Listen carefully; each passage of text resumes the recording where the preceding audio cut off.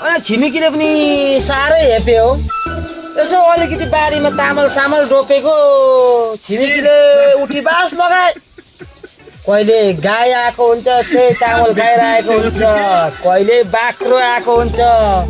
कुखुराले त झन् त ज्वरै पल्टाउँदो रहेछ। त्यो कुखुराको पनि नङसङ काट्न पाए त हुन्थ्यो। आज यसो बारीतिर नगई भएन। यो छिमेकीहरूले हेप्न पनि साह्रै हेप्यो। अब यो छिमेकीहरूको चर्चिकालाई अब म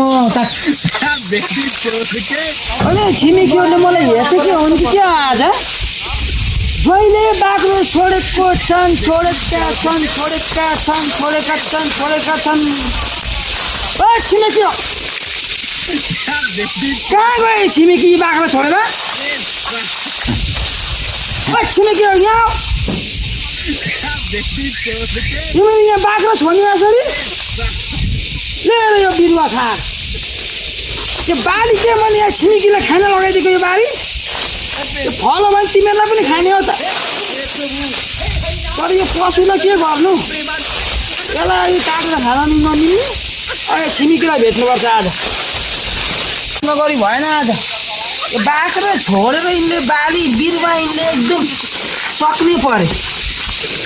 अनि यो छिमेकी भएर यो के हो? यो बाख्रो यसरी छोड्ने हो? मैले कतिखेरदेखि बोलाएको यहाँ आँगनमा झाडा लगाउँछ त्यहाँ बारीदेखि बोलाएको छिमेकीले सुनिँदैन। अनि बारी टाढो छ नि त नि कहाँदेखि सुनिन्छ? त्यो बारी टाढो छिमेकीले यहाँ छोडिहाल्ने हो? यो यस्तो पाइन्छ? यहाँ आज मात्रै फुकेर गएको तँ पनि, अरू बेला त हामीको पसेको छैन।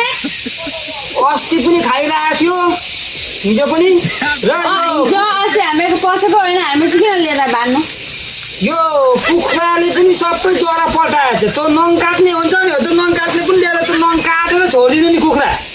छिमेकी भएर त्यति सजिलो लापरवाही गर्न पाइँदैन नि। त्यसैले भरे कुखुरा पक्रिने सघाउनु काटिदिउँला नि त।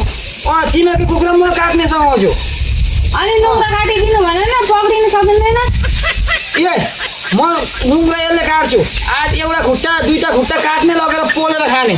पक्रिन सक्नु अब यो आज साउन कति 26 27 28 गयो, भोलि पर्सिबाट भदौ लाग्छ। फेरि बारीमा यो भेटेछ भने यो पनि जान्छ नि।